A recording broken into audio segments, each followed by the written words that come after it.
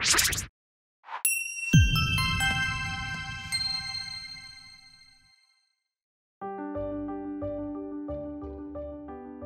episode sebelumnya, kita membicarakan taksonomi Bloom dalam proses belajar mengajar yang berkaitan dengan meningkatkan keterampilan berpikir kritis. Keterampilan tersebut dikategorikan sebagai LOTS, Low Order Thinking Skills, dan HOTS, High Order Thinking Skills. Urutan keterampilan berpikir tersebut diawali dengan mengingat, memahami, mengaplikasikan, menganalisa, mengevaluasi, dan menciptakan. Pada tahap mengingat, informasi hanya sebatas diingat saja. Bisa jadi siswa tidak mengerti apa yang sedang disimak atau dibaca, walaupun mereka hafal. Pada tahap berikutnya adalah ketika informasi dimengerti. Pada tahap ini, siswa belum sampai pada mengelola informasi, tetapi sudah paham. Selanjutnya, siswa diajak mengaplikasikan informasi atau data yang diterimanya. Jika pemahamannya tepat, mereka akan mampu menerapkan dengan tepat. Ketiga keterampilan itu disebut LOTS atau Low Order Thinking Skills. Pada level analisa, siswa sudah harus mempelajari dengan cermat informasi atau data yang disimak dan dibaca.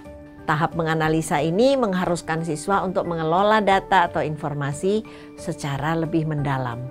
Tahap ini juga mengisyaratkan guru untuk perlu memiliki keterampilan menanya agar siswa terlatih mempertanyakan data atau informasi yang dimiliki, melatih mereka menemukan berbagai opsi. Pada tahap ini, mereka memerlukan informasi dan data yang lebih rinci dan mendalam agar mampu melatih mereka berpikir pada tahap berikutnya, yaitu mengevaluasi. Dengan proses yang runut, sebagaimana digambarkan sebelumnya, siswa akan mampu menghasilkan informasi atau data konkret sebagai hasil analisanya. Pada tahap berkreasi atau menghasilkan data baru atau informasi baru, siswa memiliki cukup bekal ketika telah terbiasa berpikir kritis dan runut. Ketiga keterampilan tersebut dikategorikan sebagai HOTS, High Order Thinking Skills. Pertanyaan berikutnya adalah, bagaimana Bapak dan Ibu guru mengelola proses pembelajarannya di dalam kelas? Apakah prinsip-prinsip berpikir tadi pernah dicoba? Kita sering menemukan pendidikan yang menghabiskan lebih banyak waktu untuk menjelaskan. Satu yang menjadi penyebab adalah materi yang jumlahnya banyak, sehingga guru merasa berkewajiban menyelesaikan materi tersebut. Di samping itu, target evaluasi siswa adalah pada angka yang diambil dari hasil ulangan atau tes tertulis dengan basis materi.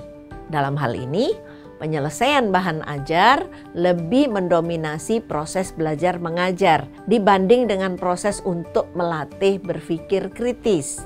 Melatih berpikir kritis berkaitan dengan tercapainya tujuan utama pendidikan, yaitu memampukan seseorang untuk menghadapi kehidupan setelah selesai sekolah.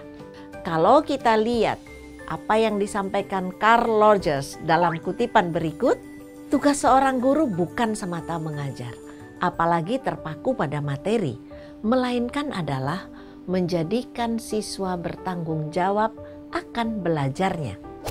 Dengan terbiasa berlatih berpikir kritis melalui proses pembelajaran yang menerapkan pola berpikir LOTS dan HOTS, siswa menjadi terbiasa untuk menghadapi apa saja dalam kehidupannya secara kritis dan tidak mudah melakukan hal-hal yang tidak menguntungkan pengembangan dirinya maupun dirinya sendiri.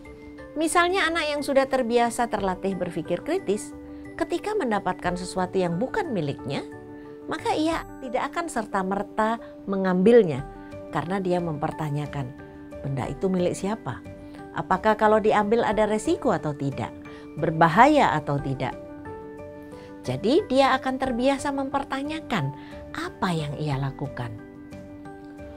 Contoh kedua misalnya, ketika seorang anak mendapatkan informasi dan dia tahu informasi itu tidak memiliki identitas jelas siapa pengirimnya, atau berita itu tidak sesuai dengan dirinya, maka dia tidak akan serta-merta dengan mudah menyebarkannya. Tadi kita telah membahas dua ranah kognisi, yaitu LOTS atau ranah kognisi rendah dan HOTS ranah kognisi tinggi. Penjelasan tersebut tergambar pada piramida ini. Ranah C1 atau cognition 1 yaitu mengingat dapat dianalogikan sebagai pondasi demi tercapainya kognisi pada ranah berikutnya. Jumlah informasi data yang ada pada tingkat kognisi ini banyak sekali. Lalu pada proses berikutnya, jumlah informasi menjadi lebih sedikit karena siswa membutuhkan waktu untuk memahaminya. Lebih tinggi lagi pada C3, jumlah informasi semakin mengerucut sesuai dengan kebutuhan aplikasi informasi tersebut. Pada C4, jumlah informasi yang dikelola memang lebih sedikit, namun siswa memerlukan informasi lain yang terkait guna memperkaya pemahaman tentang apa yang dibahas dalam informasi atau data. Kemudian yang lebih tinggi di C5, informasi menjadi lebih spesifik dan mendalam. Informasi dan data yang telah dianalisa dan dievaluasi menjadi bahan yang akan memampukan siswa menciptakan informasi atau data baru sesuai dengan versi mereka. Di sini mereka sudah mencapai C6. Mari kita ingat kembali urutan ranah kognisi yang bisa kita kembangkan dalam proses belajar mengajar di kelas.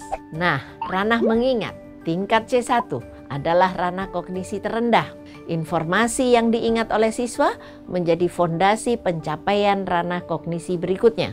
Informasi yang dibutuhkan diantaranya bersifat faktual, konseptual, prosedural, dan metakognisi. Tapi pada tingkat ini siswa hanya menghabiskan waktu dan tenaga untuk menghafalkan saja tanpa memprosesnya. Sudah seyogyanya kita memfasilitasi siswa kita ke tahap selanjutnya, yaitu memahami. Berangkat dari informasi faktual, konseptual, prosedural, dan metakognisi yang sudah siswa ingat, mereka ditantang untuk menerjemahkan dan menginterpretasikan informasi data yang diterima. C3 adalah ranah kognisi aplikasi, di mana siswa diharapkan mampu mengaplikasikan informasi atau data yang sudah mereka pahami pada proses sebelumnya.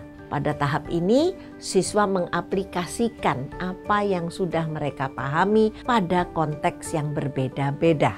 Jika mereka sukses, berarti mereka sudah menguasai ranah C3. Seringkali guru di kelas merasakan bahwa ketika sudah sampai pada mengaplikasikan, siswa dianggap sudah mengerti materi yang sedang dipelajari. Padahal jika tujuan kita di kelas adalah meningkatkan kualitas berpikir, maka kita masih harus melanjutkan pada tingkat berikutnya sampai C6. Kemampuan siswa untuk mencipta seharusnya menjadi tujuan utama kita sebagai seorang pendidik. Tujuan utama melanjutkan proses pembelajaran sampai di tingkat C4 adalah untuk memampukan siswa menganalisa data dan informasi, fakta, logika, dan ideologi.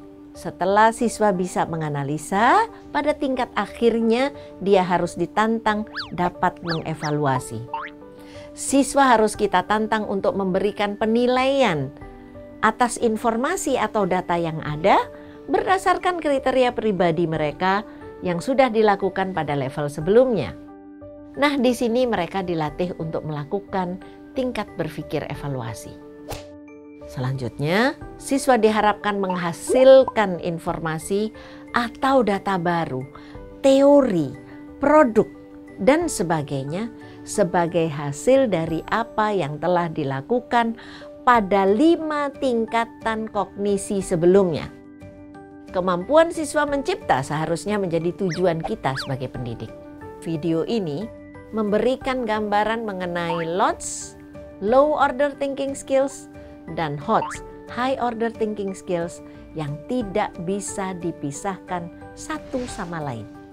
Untuk sampai pada kemampuan HOTS atau kemampuan berpikir kritis, perlu dimulai dari LOTS atau kemampuan berpikir tingkat rendah.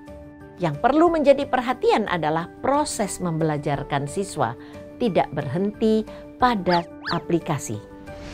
Bapak Ibu guru, saya yakin Bapak Ibu sudah menunggu bagian yang pastinya akan lebih rinci pada video berikutnya.